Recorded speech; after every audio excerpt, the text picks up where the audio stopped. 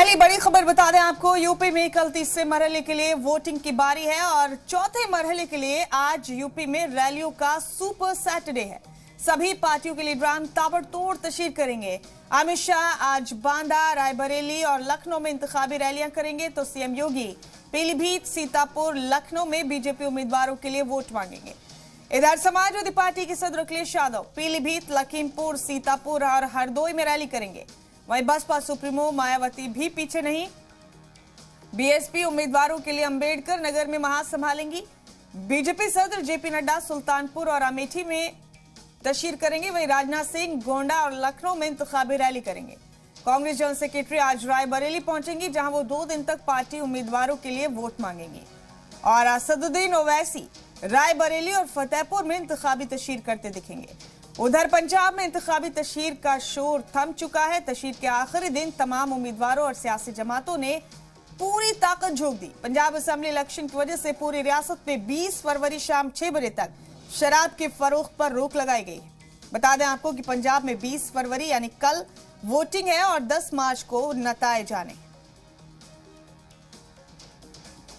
दूसरी बड़ी खबर दे दें आपको, कर्नाटक से शुरू हुआ हिजाब तनाजा भी अब थम नहीं रहा है अब तक। इस बीच कर्नाटक हाईकोर्ट में हिजाब तनाजे पर समाअत मुस्तकिल जारी है। कल कर्नाटक हुकूमत की जानिब से एडवोकेट जनरल ने कहा कि हिजाब इस्लाम का जरूरी हिस्सा नहीं है।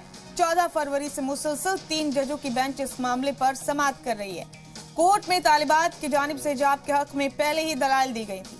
मामले की अगली समाअत अब पीर को होगी। इस बीच हिजाब के मुद्दे पर सियासत भी जारी है। AIMIM सरबराह असदुद्दीन ओवैसी मुसलसल बीजेपी पर निशाना साध रहे हैं। अब ओवैसी ने हिजाब पहनी खवातीन के बीजेपी के अवामी जलसों में आने के बहाने बीजेपी को घेरा। उधर बीजेपी ने हिजाब के बहाने साजिश रचने का इल्जाम लगाया है। मरकजी वजीर बराए अक़लियती उमूर मुख्तार अब्बास नकवी ने कहा कि लोगों को अदालत के फैसले का इंतजार करना चाहिए। तीसरी अहम खबर दे दें आपको, साल 2008 में गुजरात के अहमदाबाद में हुए सीरियल बम धमाकों के मामले में कसूरवारों को कल सजा सुना दी गई।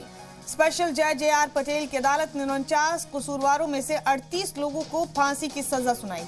ये फैसला एक रिकॉर्ड है क्योंकि अभी तक एक साथ इतने लोगों को कभी फांसी की सजा नहीं सुनाई गई। दीगर 11 कसूरवारों को उम्र कैद की सजा मिली है। अदालत ने कहा कि ये 11 कसूरवार जब तक जिंदा हैं तब तक जेल में ही रहेंगे।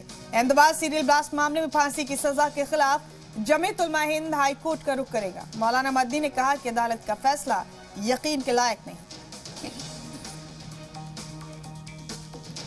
और चौथी बड़ी खबर दे दें आपको, टीम इंडिया ने वेस्टइंडीज को ईडन गार्डन स्टेडियम में खेले गए 3 मैचों की T20 सीरीज के दूसरे मैच में 8 रन से शिकस्त दे दी। टीम इंडिया ने पहले बल्लेबाजी करते हुए 20 ओवर में 5 विकेट खोकर 186 रन बनाए थे। इसके जवाब में वेस्टइंडीज की टीम 20 ओवर में 3 विकेट खोकर 178 रन बना सकी। वेस्टइंडीज की जानिब से निकोलस पूरन ने 62 और पावेल ने 68 रन बनाए। टीम इंडिया की जानिब से चहल, भुवनेश्वर और रवि को एक एक विकेट मिला। वेस्टइंडीज को आखिरी ओवर में जीत के लिए 25 रन बनाने थे, लेकिन विंडीज टीम सिर्फ 16 रन ही बना सकी और उसे 8 रन से शिकस्त का सामना करना पड़ा। आखिरी के 2 ओवर्स में वेस्टइंडीज को जीत के लिए 29 रन चाहिए थे, लेकिन भुवनेश्वर ने 19वें ओवर में सिर्फ 4 रन दिए और निकोलस पूरन का विकेट भी झटका। इस जीत के साथ ही टीम इंडिया ने T20 सीरीज में 2-0 की सबकत हासिल कर ली और इस जीत के साथ टीम इंडिया ने नवंबर 2021 से फरवरी 2022 तक मुसलसल 8 T20 मैचों में जीत दर्ज कर ली। इससे कबल जनवरी से दिसंबर 2020 के बीच टीम इंडिया ने मुसलसल 9 मैच जीते थे। और पांचवी और बड़ी खबर दे दें आपको, रूस के वजारत दिफा की जानिब से जंगी साज और सामान और फौज की वापसी की एक और तस्वीर जारी की गई है। वजारत दिफा का कहना है कि तस्वीरें मगरबी मिलिट्री डिस्ट्रिक्ट की टैंक यूनिट की है, जो मामूल की जंगी मश्क के बाद अपने बेस को लौट रही है। ताहम वजारत दिफा की जानिब से वाजे नहीं किया गया कि जंगी मश्क किन इलाकों में हो रही थी। रूस की मकामी न्यूज एजेंसी इंटरफैक्स ने भी वजारत दिफा के हवाले से आज खबर दी कि निजनी नवगोरोड सूबे में वाक़ आर्मी बेस के लिए इन टैंक्स को ट्रेन के जरिए भेजा गया।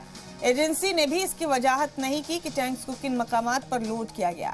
रूस की दीगर न्यूज एजेंसीज ने भी इसी तरह की खबर शाया की है। वाज़ेह हो कि एक दिन कबल अमेरिका और नाटो इत्तेहाद ने सैटेलाइट तस्वीर जारी कर रूस के इंदानों को मुस्तरद कर दिया था। यूक्रेन की सरहद से रूस ने कुछ आर्मी यूनिट्स को पीछे हटा लिया। मगरबी ममालिक का कहना है कि रूस अभी भी यूक्रेन पर किसी भी वक्त हमला करने की सलाहियत रखता है। जबकि 2 रोज कबल अमेरिकी सदर बाइडेन ने कहा था कि रूस किसी भी बहाने यूक्रेन पर हमला कर सकता है।